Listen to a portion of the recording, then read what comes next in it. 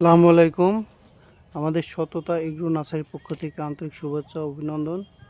আমাদের সততা নার্সারিতে দেখতে পাচ্ছেন 12 মাসি কাঁঠালের চারা, গাবলেস কাঁঠালের চারা, আটাবিহীন কাঁঠালের চারা, সুন্দর কাঁঠাল চলে আসছে এবং মুচি আছে, কোয়ালিটি সম্পন্ন চারা এবং ফল ধরা চারা নিতে আমাদের সাথে যোগাযোগ করুন।